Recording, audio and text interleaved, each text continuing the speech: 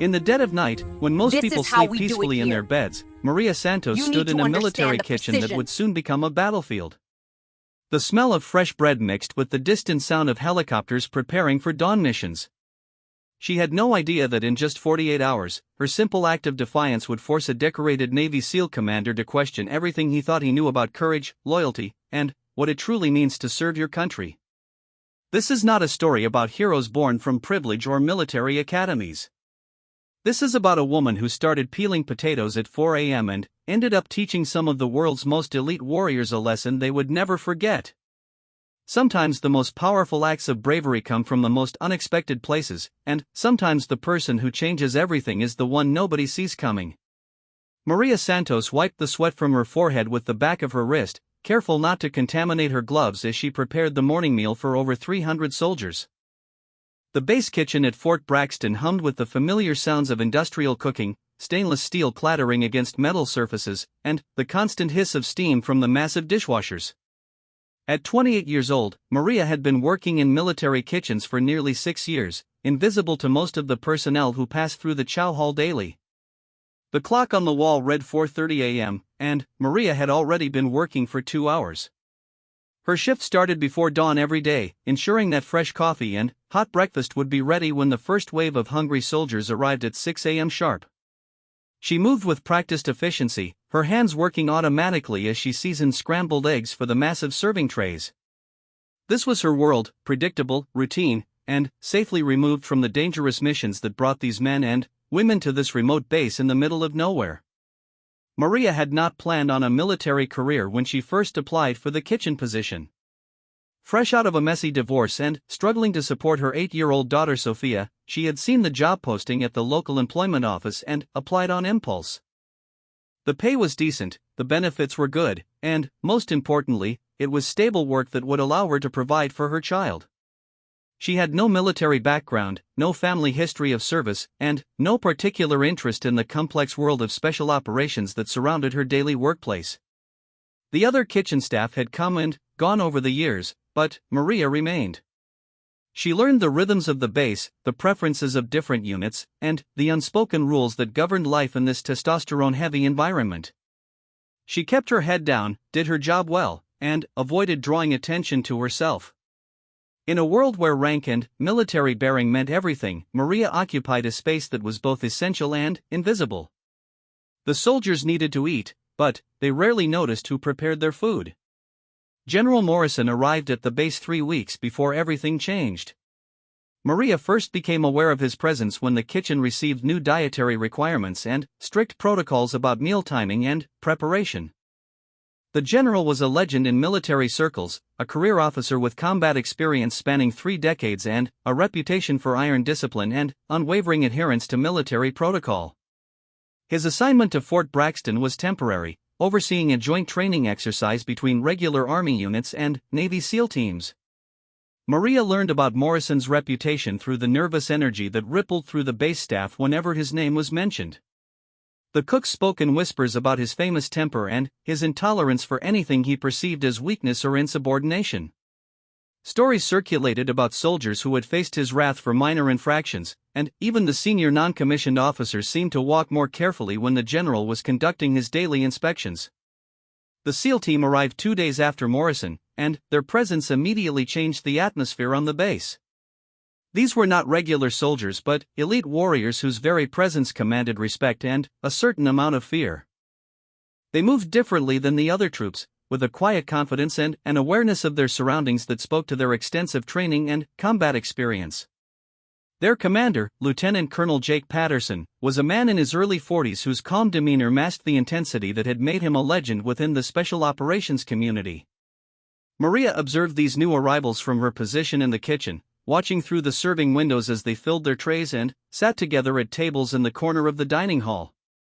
They were polite but distant, focused on their mission and uninterested in socializing with the base personnel. She noticed that they ate quickly and efficiently, treating meals as fuel rather than social occasions. Their discipline was evident in everything they did, from the way they maintained their equipment to their punctual arrival for every meal service. The joint training exercise was scheduled to last for 6 weeks, bringing together conventional forces and special operations units to practice coordination and joint tactics. Maria understood very little about the military objectives, but she could feel the tension building as the various units prepared for the intensive training schedule. Her job remained the same regardless of who was eating the food she prepared, but she found herself paying more attention to the conversations she overheard and the subtle dynamics playing out in the dining hall. General Morrison made his first visit to the kitchen during Maria's 3rd week on the base. She was preparing vegetables for the lunch service when he appeared in the doorway, his presence immediately commanding the attention of every worker in the space. He conducted a thorough inspection, examining food storage procedures, checking temperatures, and asking detailed questions about meal preparation timelines. Maria continued working while trying to remain inconspicuous, but she felt his eyes on her as he moved through the kitchen. The general's visit revealed his obsessive attention to detail and his expectation that every aspect of base operations would meet his exacting standards. He questioned the kitchen supervisor about portion sizes, ingredient sourcing, and waste management procedures. His tone was professional but carried an underlying threat that mistakes would not be tolerated. Maria understood that her world of routine and predictability was about to become much more complicated. After Morrison left, the kitchen supervisor called a staff meeting to review the general's requirements and expectations. New protocols were established for food safety, portion control, and scheduling. The message was clear: any deviation from established procedures could result in immediate termination. Maria listened carefully, understanding that her job security now depended on maintaining standards that went far beyond simply preparing edible food. The relationship between Morrison and the SEAL team was complicated from the beginning. While both represented the highest levels of military professionalism, their approaches to leadership and operations were fundamentally different. Morrison commanded through authority and strict adherence to hierarchy, while Patterson led through earned respect and shared hardship. The tension between these leadership styles was evident during joint briefings and training sessions, creating an undercurrent of conflict that affected the entire base. Maria began to notice the strain during meal times, observing the subtle but unmistakable signs of friction between the two groups. Conversations were polite but formal, and the easy camaraderie that typically developed between military units was noticeably absent. She watched Patterson navigate these interactions with diplomatic skill, maintaining professionalism while clearly protecting his team's autonomy and operational methods. The SEAL teams had their own traditions and protocols that sometimes conflicted with Morrison's rigid interpretation of military regulations. Their informal communication style, unconventional equipment preferences, and flexible approach to standard operating procedures represented everything the general believed was wrong with modern military culture.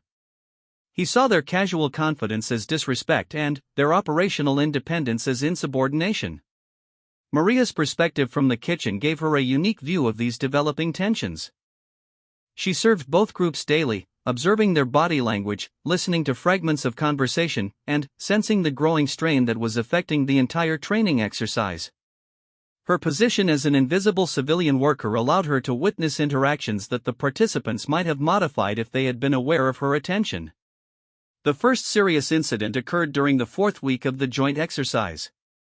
A training scenario had gone poorly, with communication failures between the conventional units and the SEAL team resulting in a mission failure during a simulated operation. Morrison blamed the SEALs for failing to follow established protocols, while Patterson argued that rigid adherence to conventional tactics had compromised the mission's chances of success from the beginning. Maria was serving lunch when news of the confrontation reached the dining hall.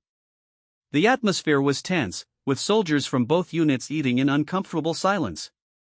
She could feel the weight of unresolved conflict hanging over the room like a storm cloud ready to break. The professional courtesy that had maintained a fragile peace was beginning to crack under the pressure of fundamental disagreements about military doctrine and leadership philosophy.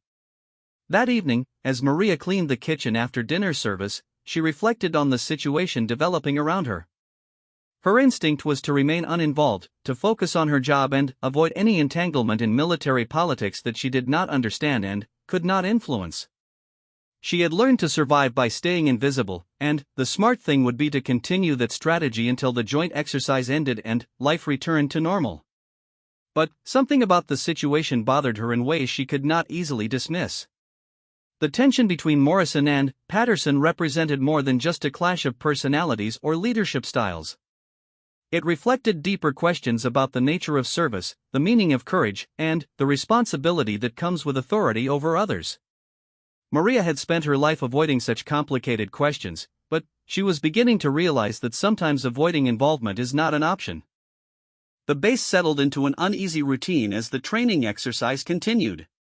Morrison increased his inspection frequency, searching for violations that would justify his growing criticism of the SEAL team's methods. Patterson maintained his team's focus on their mission while diplomatically managing the increasing pressure from above. The conventional units found themselves caught in the middle, trying to maintain good working relationships with both sides while focusing on their own training objectives. Maria continued her daily routine, arriving before dawn, preparing meals for hundreds of people, and cleaning up after each service. But she was no longer merely going through the motions. She was beginning to understand that her position as an observer gave her insights that others lacked, and that sometimes the most important perspective comes from those who are not directly involved in the conflict.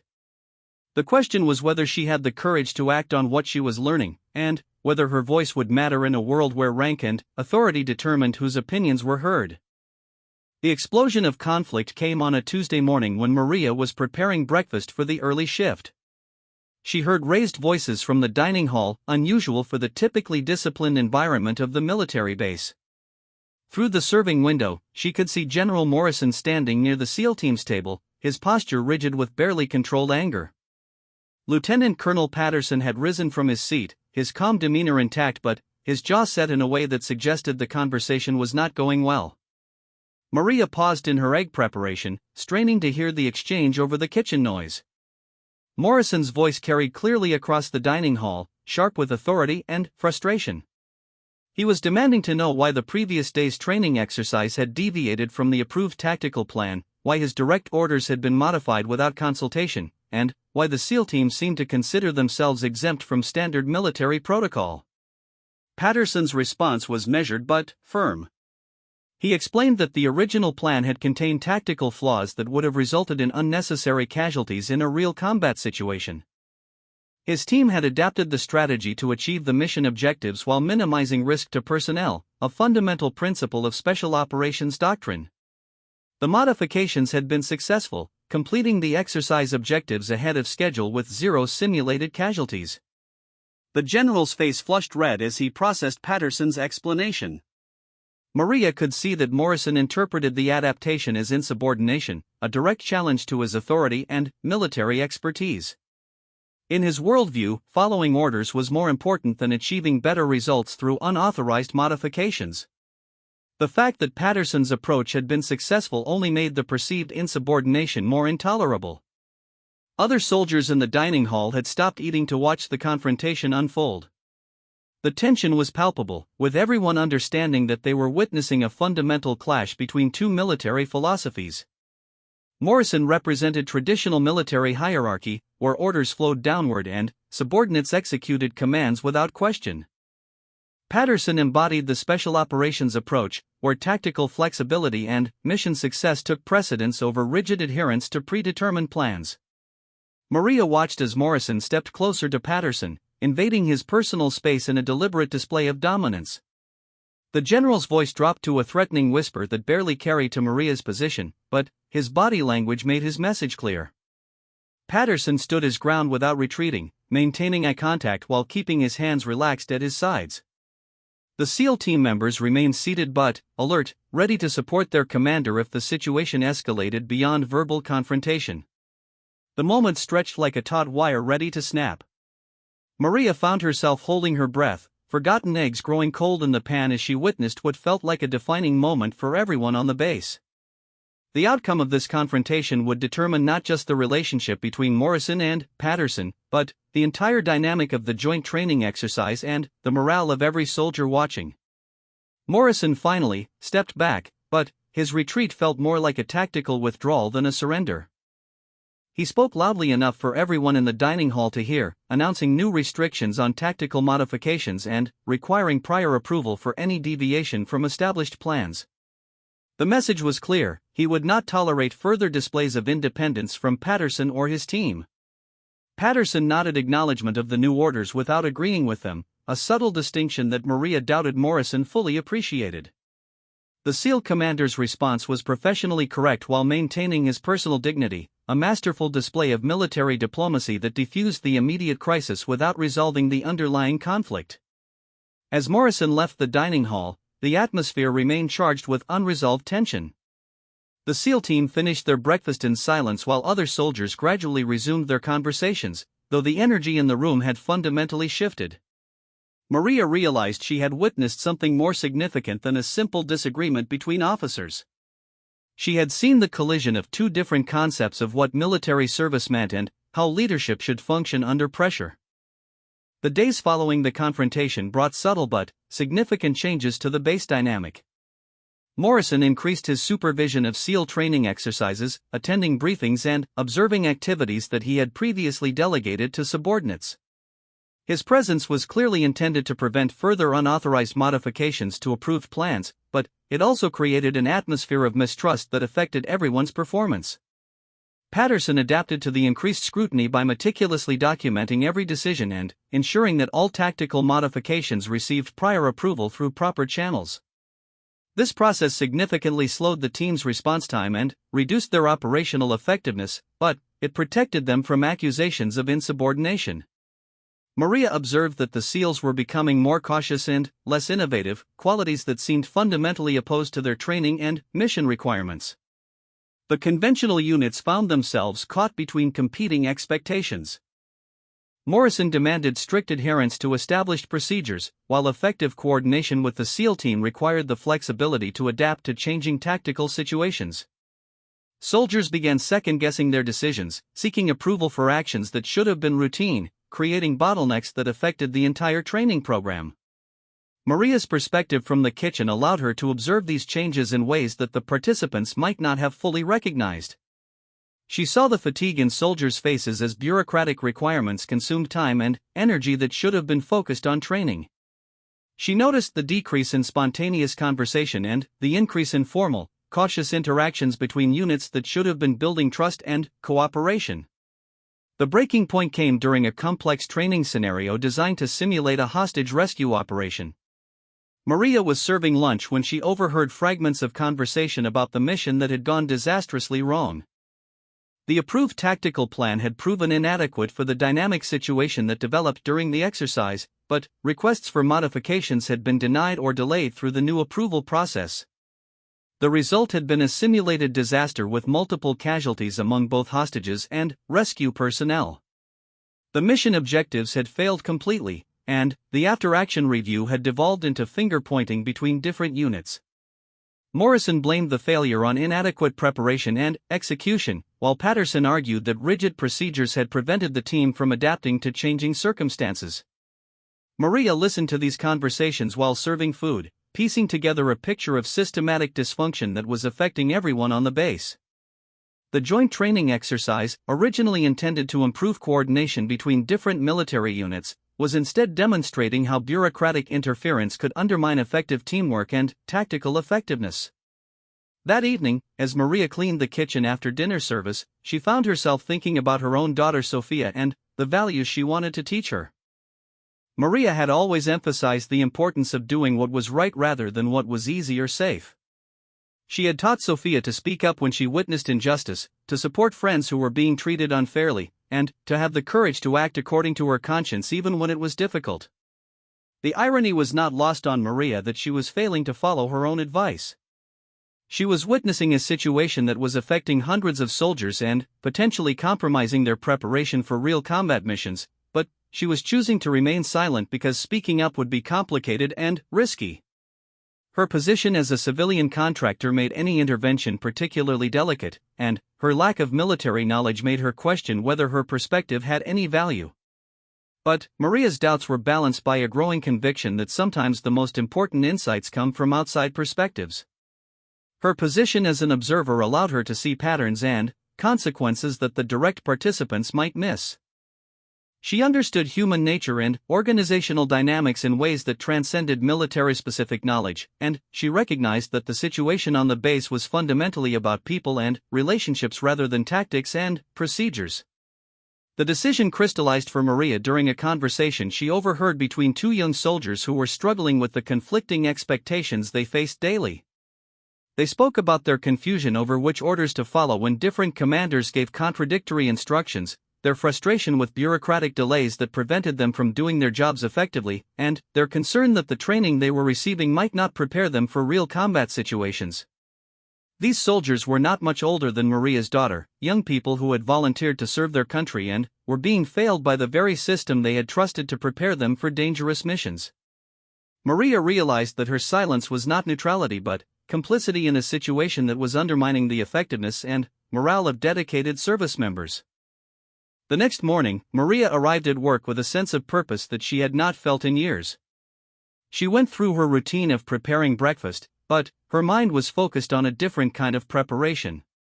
She was planning how to approach a situation that required both courage and careful consideration of consequences.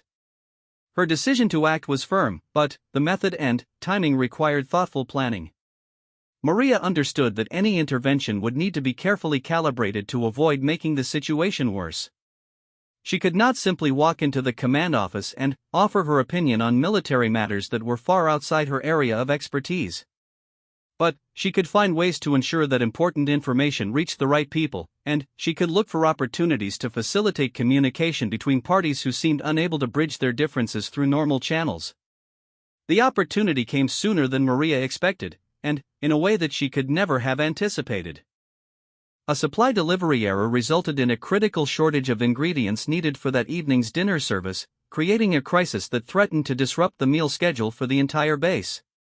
The situation required immediate coordination between multiple departments and creative problem-solving to prevent hundreds of soldiers from going without proper nutrition. Maria found herself at the center of a complex logistics challenge that drew the attention of both Morrison and Patterson. The general arrived at the kitchen to assess the situation and ensure that the disruption would not affect the training schedule. Patterson came to discuss alternative arrangements for feeding his team if the regular meal service could not be maintained. For the first time since their confrontation, both men were in the same space dealing with a shared problem rather than competing over authority and procedures. As Maria coordinated the emergency response, managing phone calls to suppliers, directing kitchen staff and meal modifications, and communicating with base logistics personnel, she demonstrated leadership skills that impressed everyone involved.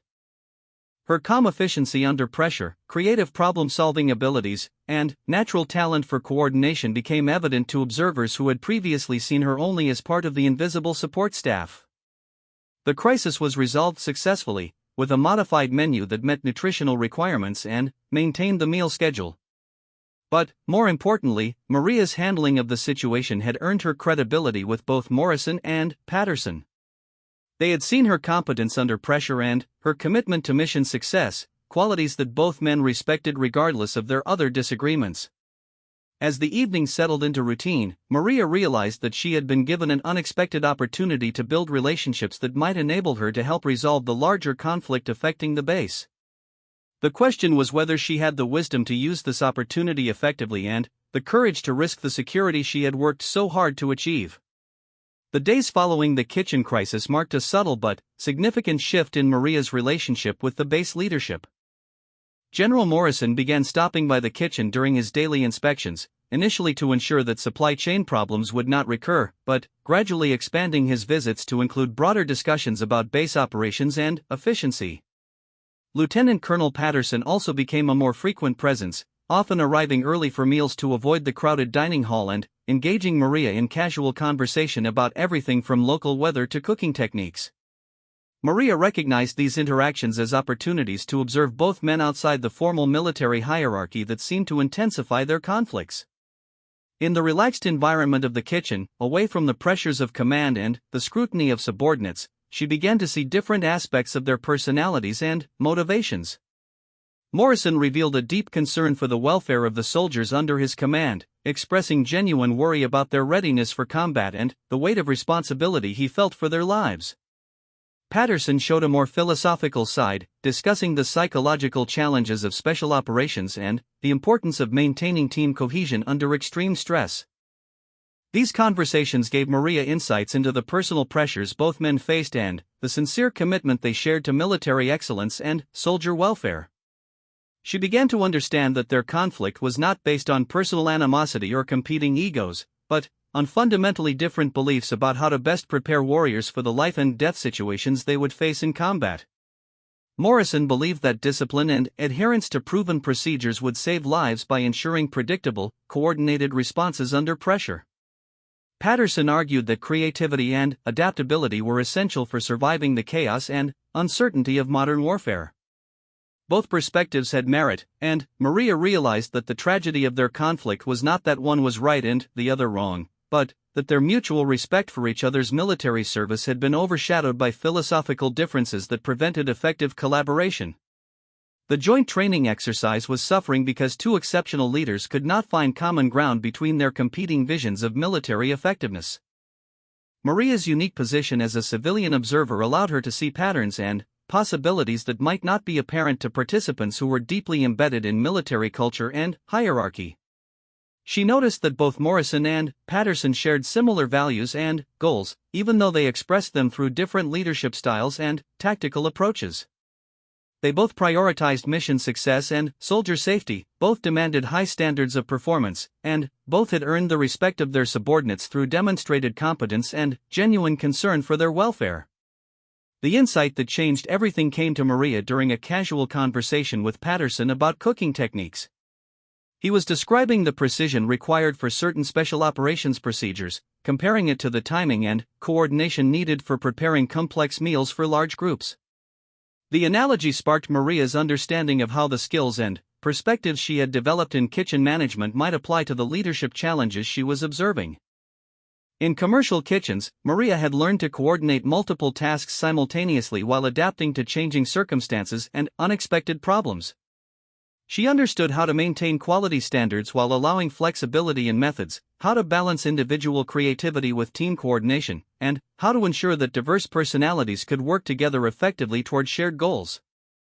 These skills had made her successful in managing complex food service operations, but she began to realize they might also provide insights into managing the complex human dynamics affecting the joint training exercise. The key insight was that effective coordination did not require identical methods or uniform approaches. In her kitchen experience, the best results came from understanding each team member's strengths and allowing them to contribute in ways that maximized their capabilities while supporting overall objectives. Different cooks might have different techniques for preparing the same dish, but as long as they met quality standards and timing requirements, the diversity of approaches actually strengthened the overall operation. Maria began to see possibilities for bridging the gap between Morrison's need for predictability and Patterson's requirement for flexibility. What if the training exercises could be structured to provide clear mission objectives and safety parameters while allowing tactical flexibility within those boundaries? What if the approval process for modifications could be streamlined to maintain oversight without creating delays that compromised operational effectiveness? These ideas were theoretical until Maria found an opportunity to test them in practice.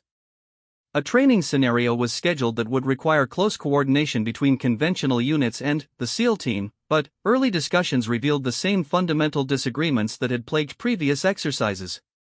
Morrison wanted detailed, predetermined tactical plans with minimal deviation. Patterson needed flexibility to adapt to developing situations and enemy responses. Maria approached the situation indirectly, using her conversations with both leaders to plant seeds of possibility rather than proposing specific solutions. During her morning discussion with Morrison, she mentioned how commercial kitchens handled quality control during busy periods by establishing clear standards while allowing experienced cooks to use their own methods for meeting those standards. In her conversation with Patterson, she described how successful restaurants maintain consistency by training staff to achieve specific results while encouraging creativity in techniques and presentation. These analogies were subtle enough to avoid appearing presumptuous while specific enough to suggest alternative approaches to the coordination challenges they were facing. Maria was careful not to offer direct advice about military matters, but she could share observations about human nature and organizational dynamics that had broader applications beyond food service. The breakthrough came when Patterson approached Morrison with a proposal that incorporated elements of both their preferred approaches. Instead of requiring approval for every tactical modification, they would establish clear mission parameters and safety protocols that could not be violated, while allowing field commanders to adapt their methods within those boundaries. Real-time communication protocols would ensure that all units remained aware of tactical changes, maintaining coordination without requiring prior approval for every decision. Morrison was initially skeptical, but the proposal addressed his primary concerns about maintaining oversight and preventing dangerous improvisation while acknowledging the need for tactical flexibility that Patterson considered essential. The compromise represented a significant shift from both leaders' original positions, requiring trust and professional respect that had been strained by weeks of conflict.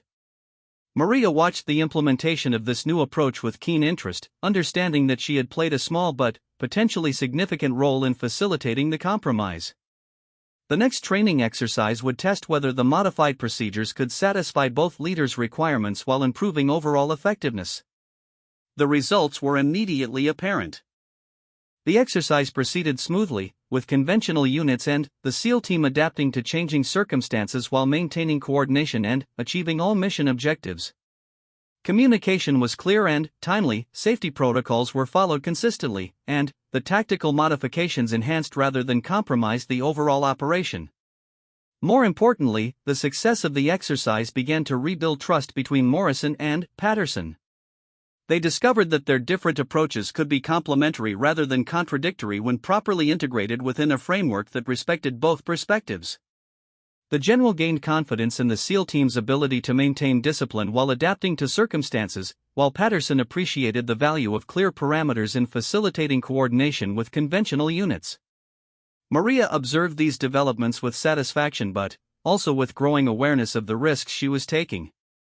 Her involvement in facilitating the compromise had been subtle enough to avoid drawing unwanted attention, but she understood that continued involvement would increase her visibility and potentially jeopardize her position. She was a civilian contractor whose job was to prepare food, not to influence military strategy or leadership decisions. But Maria also recognized that her unique perspective and communication skills were contributing to improvements that benefited everyone on the base. The soldiers were receiving better training, the officers were working more effectively together, and the mission readiness of all units was improving. Her daughter Sophia would be proud to know that her mother had found the courage to act on her convictions, even in circumstances that were challenging and uncertain. The success of the modified training approach led to requests for Maria's input on other coordination challenges. Officers began seeking her perspective on everything from scheduling conflicts to personnel disputes, recognizing that her outsider status and problem-solving skills provided valuable insights into issues that were too familiar for them to see clearly. Maria was careful to limit her involvement to areas where her experience and skills were genuinely relevant, avoiding any appearance of overstepping her role or claiming expertise she did not possess. But, within those boundaries, she found increasing opportunities to contribute to solutions that improve life and operations on the base. The transformation was gradual but unmistakable. The atmosphere of tension and mutual suspicion was replaced by growing cooperation and respect between different units. Training exercises became more effective as leaders learned to leverage the strengths of diverse approaches while maintaining necessary coordination. Soldiers reported higher morale and greater confidence in their preparation for real-world missions. Maria's role in facilitating these improvements was known to only a few people, but her influence was spreading through improved relationships and more effective procedures that would outlast the joint training exercise.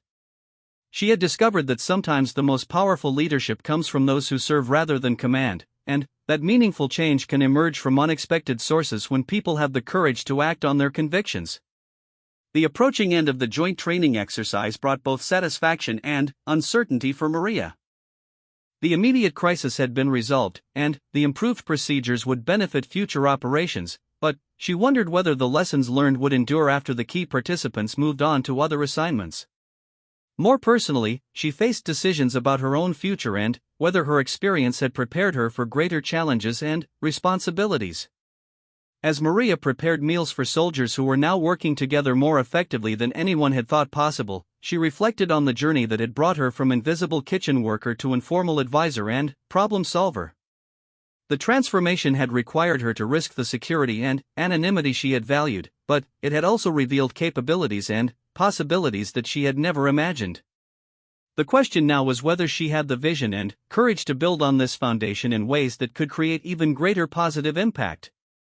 The real test of the fragile peace between Morrison and Patterson came 3 weeks before the scheduled end of the joint training exercise, when intelligence reports indicated a potential security threat that could affect the base. The information was vague and unconfirmed, but it suggested that hostile forces might be planning surveillance or infiltration activities in the area. The threat required an immediate response that would test every improvement in coordination and trust that had been carefully built over the previous weeks. Maria first became aware of the situation when she noticed the sudden change in activity patterns around the base. Meals were being served earlier, with soldiers eating quickly and leaving the dining hall faster than usual. Conversations were quieter and more focused, lacking the casual banter that had gradually returned as tensions decreased. The kitchen received new requirements for extended operating hours and prepared meals that could be consumed quickly in the field. General Morrison called an emergency briefing that brought together all unit commanders to assess the threat and coordinate response procedures. Maria watched through the kitchen windows as officers hurried toward the briefing room, their expressions serious and focused.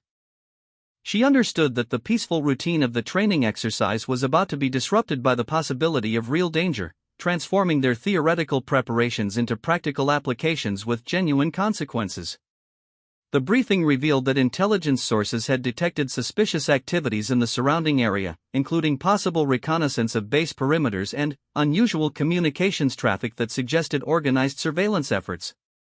The threat level was elevated but not critical, requiring increased security measures and modified operations while maintaining the training schedule. The situation demanded exactly the kind of coordination between conventional units and special operations forces that had been so problematic earlier in the exercise. Morrison's initial response reflected his instinct for centralized control and predetermined procedures. He wanted to implement standard security protocols that would lock down the base, restrict movement, and require approval for any deviation from established defensive positions. His approach prioritized force protection and minimizing risk through proven methods that had been effective in similar situations. Patterson argued for a more dynamic response that would use the threat as an opportunity to conduct realistic training while gathering intelligence about the potential hostile forces. His team could conduct counter-surveillance operations that would provide better information about the threat while maintaining operational flexibility to respond to developing situations. The approach involved greater risk but offered the possibility of neutralizing the threat rather than simply defending against it. The disagreement threatened to resurrect all the conflicts that had been so carefully resolved over the previous weeks. Morrison saw Patterson's proposal as unnecessarily risky and potentially compromising of base security. Patterson viewed Morrison's approach as reactive and defensive, missing an opportunity to take initiative against forces that might be planning future attacks. Maria learned about the debate through fragments of conversation she overheard during meal service, piecing together the details from comments made by officers and soldiers who were involved in planning the response. She understood that the situation represented a crucial test of whether the improved coordination procedures could survive the pressure of a real security threat, or whether the stress would cause the leaders to revert to their original positions. The complexity of the situation was compounded by the presence of multiple agencies and chain-of-command issues that went beyond the base itself. Regional command authorities had to be consulted, intelligence agencies provided input on threat assessment, and higher headquarters wanted regular updates on security status. The bureaucratic requirements threatened to slow decision-making at exactly the moment when rapid, coordinated action was most needed. Maria watched the developing crisis with growing concern, understanding that the outcome would affect not only the immediate security of the base but also the future of the cooperation that had been built between different military units. If the response failed or if conflicts between leaders compromised effective action, the lessons learned during the training exercise would be forgotten, and future joint operations would suffer from the same coordination problems that had been so painfully resolved. The breakthrough came when Patterson approached Morrison with a proposal that incorporated both their perspectives while addressing the specific requirements of the security situation. Instead of choosing between defensive lockdown or aggressive counter-surveillance, they would implement a layered response that provided security for the base while gathering intelligence about the threat. Conventional units would establish defensive perimeters and maintain force protection according to established protocols, satisfying Morrison's requirements for base security. Simultaneously, SEAL teams would conduct limited reconnaissance missions to gather information about the suspicious activities, providing the intelligence needed for more effective long-term responses. The approach required close coordination between units but allowed each to operate according to their strengths and capabilities. The proposal represented a significant evolution in both leaders' thinking, demonstrating their growing ability to find solutions that transcended their original philosophical differences. Morrison showed increased confidence in Patterson's team and their ability to conduct operations that supported rather than competed with conventional security measures. Patterson demonstrated respect for Morrison's responsibility for overall base security while maintaining the operational flexibility his team required. Implementation of the coordinated response revealed the effectiveness of the improved procedures that had been developed during the training exercise. Communication protocols ensured that all units remained aware of ongoing operations while maintaining operational security. Clear mission parameters allowed field commanders to adapt to circumstances while staying within approved boundaries. Regular briefings provided leadership oversight without micromanaging tactical decisions. Maria observed the implementation from her position in the kitchen, which became an informal information hub as officers and soldiers passed through for meals and brief discussions. She could feel the tension that accompanied real operational activities, but also sensed the confidence that came from effective preparation and clear coordination procedures. The soldiers moved with purpose and professionalism that reflected their trust in their leadership and their training. The counter-surveillance operations conducted by Patterson's team revealed important information about the threat while confirming the value of the coordinated approach. The suspicious activities were confirmed to be hostile reconnaissance, but the intelligence gathered allowed base security to take preventive measures that neutralized the threat without requiring major confrontation. The success validated both Morrison's security concerns and Patterson's assessment that proactive intelligence gathering was essential for effective response. More importantly, the successful resolution of the security threat demonstrated that the improved coordination procedures could function under pressure and stress. The leaders had maintained their ability to work together when the stakes were real rather than theoretical, proving that their cooperation was based on genuine trust rather than temporary accommodation. The aftermath of the security incident brought unexpected recognition for the base's effective response procedures. Regional command authorities took note of the smooth coordination between different units and the successful resolution of a potential threat without escalation or casualties.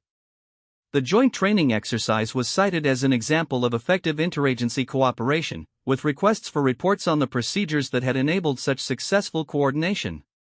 Maria found herself in the unusual position of being consulted about the organizational innovations that had contributed to the success.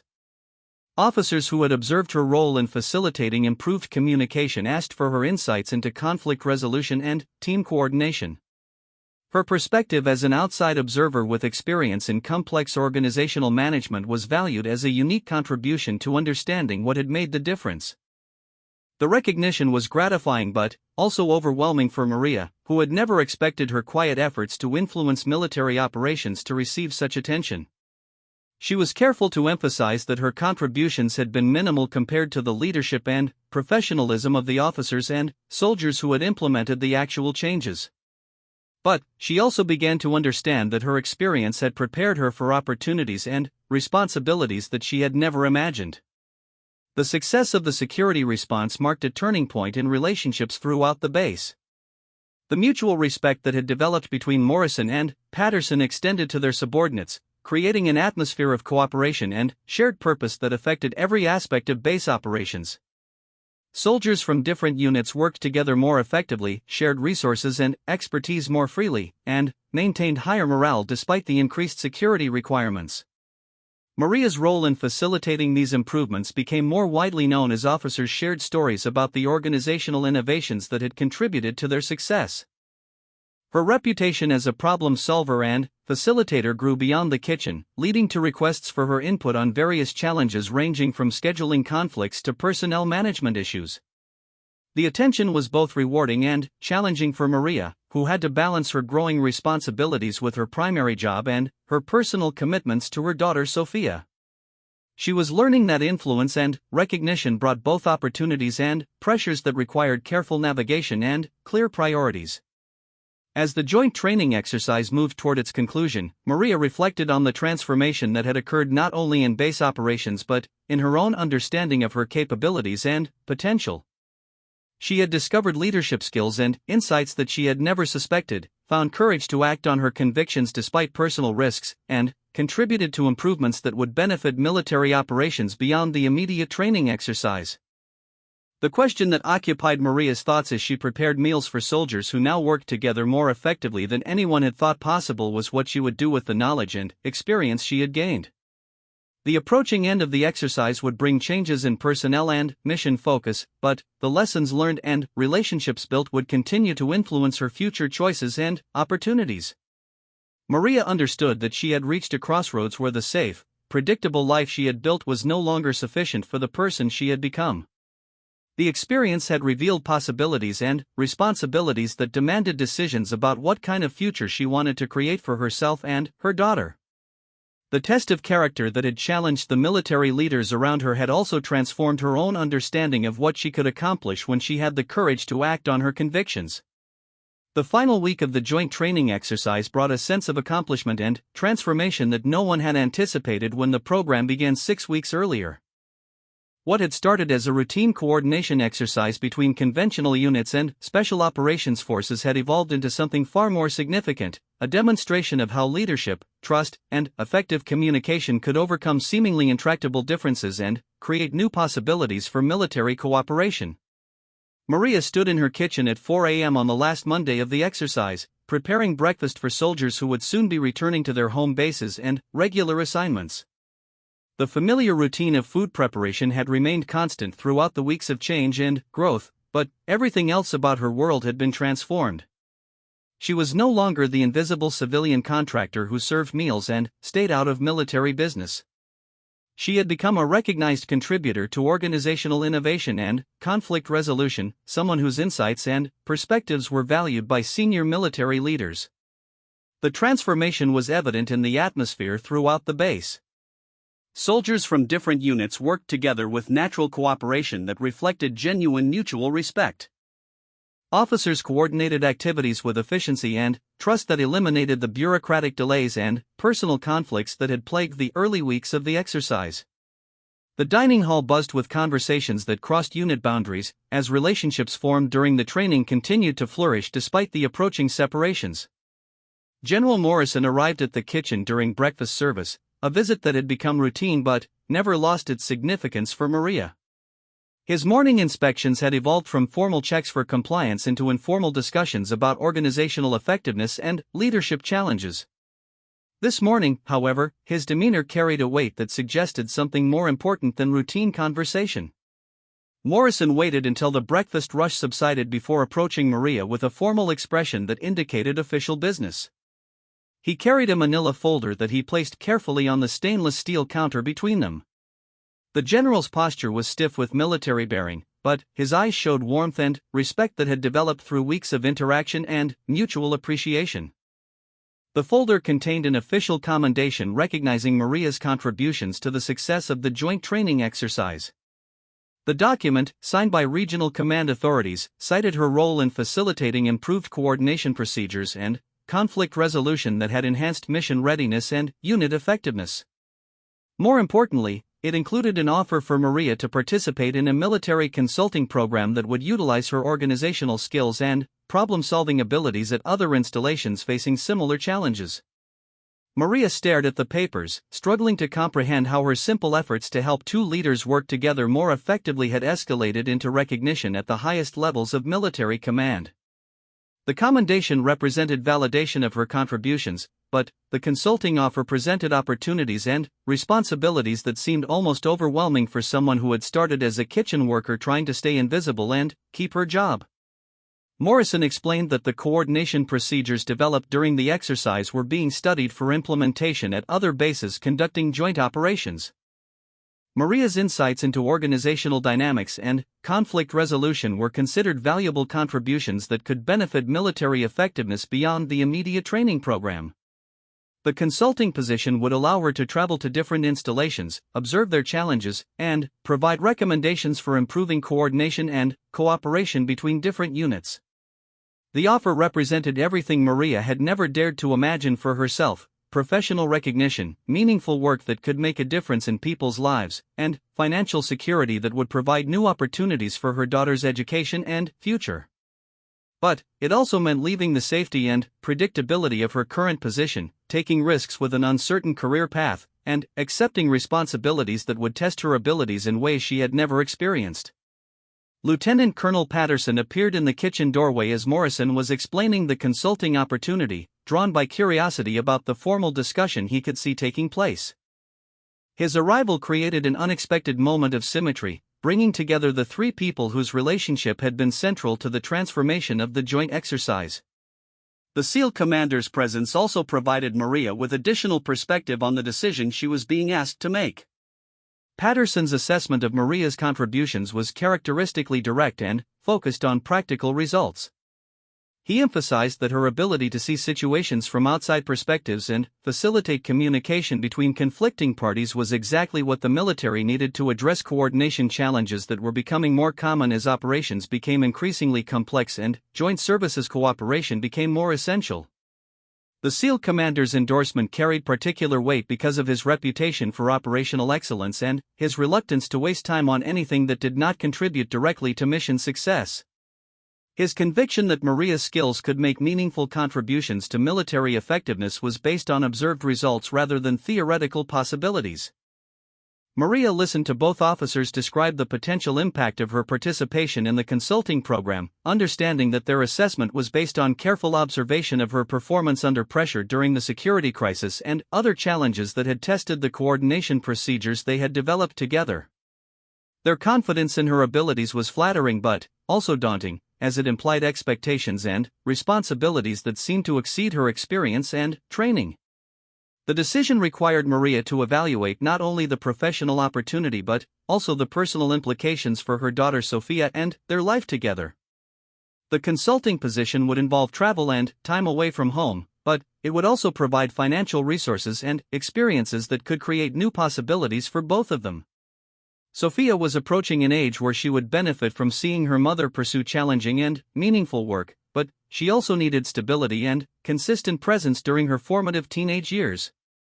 Maria asked for time to consider the offer, understanding that the decision would fundamentally change the direction of her life and career.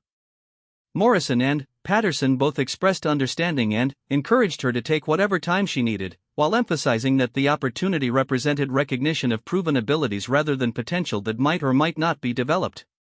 The final days of the joint training exercise passed quickly as units prepared for departure and conducted final evaluations of their experiences. Maria continued her regular duties while processing the implications of the opportunity she had been offered.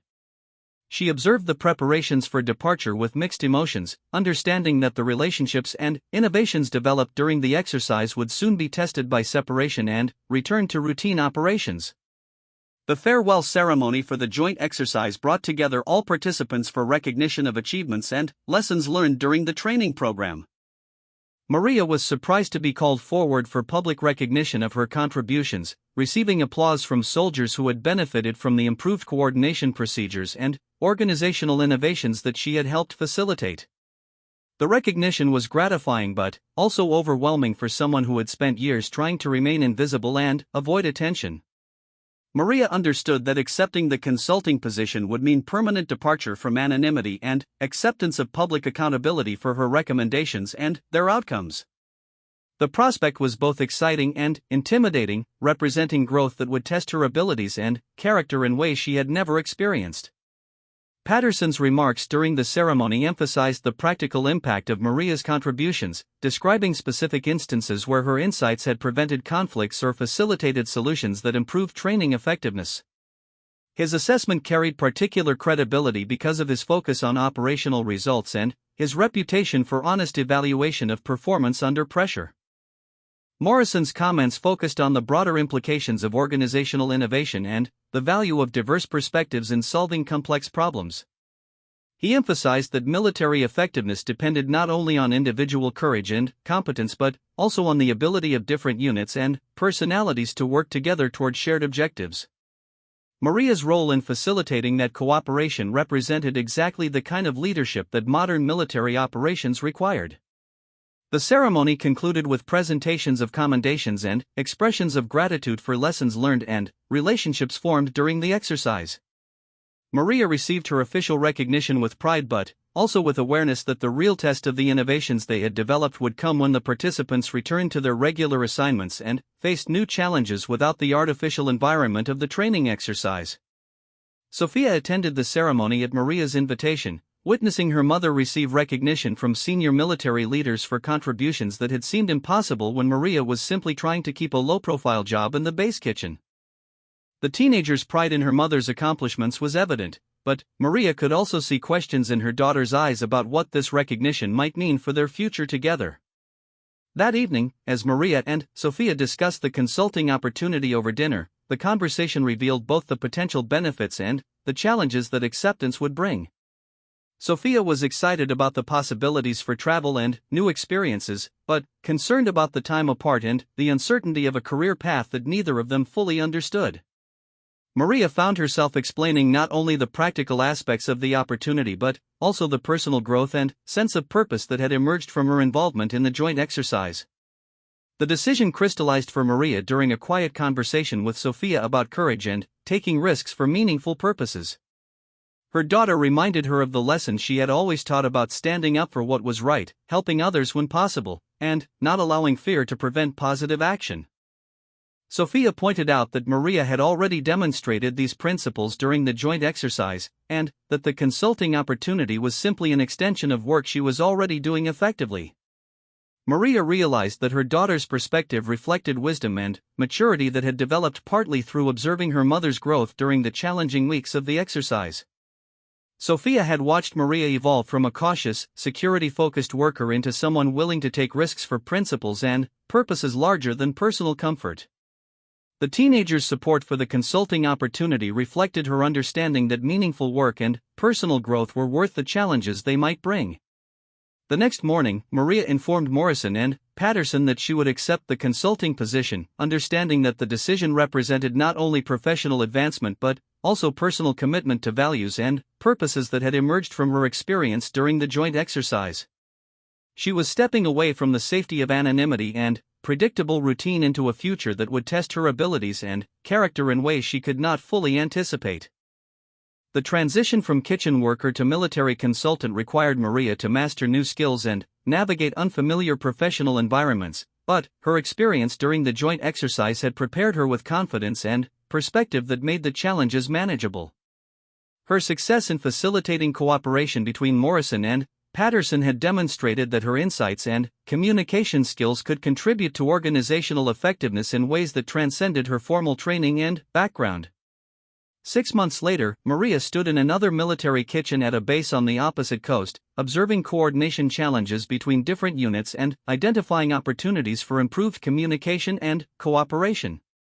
Her consulting work had taken her to installations throughout the country, where her outsider perspective and practical experience continued to contribute to organizational innovations that improved military effectiveness. The work was challenging and sometimes difficult, requiring extended time away from home and constant adaptation to new environments and personalities. But Maria had found purpose and meaning in contributions that made real differences in the lives of soldiers and the effectiveness of military operations. Her success had provided financial security for Sophia's education and opened possibilities for their future that neither had imagined when Maria was simply trying to keep a low-profile job in a base kitchen. Most importantly, Maria's experience had demonstrated that courage and leadership could emerge from the most unexpected places and that meaningful change often began with individuals willing to act on their convictions despite personal risks and uncertain outcomes. Her journey from invisible kitchen worker to recognized organizational consultant proved that everyone had the potential to contribute to positive change when they found the courage to act on their values and used their unique perspectives to help others achieve shared objectives. The legacy of the joint training exercise continued to influence military operations as the coordination procedures and organizational innovations were implemented at other installations. But, for Maria, the most important legacy was personal, the discovery that she had abilities and potential that she had never imagined, and the confidence that came from proving that an ordinary person could make extraordinary contributions when they had the courage to step forward and act on their convictions.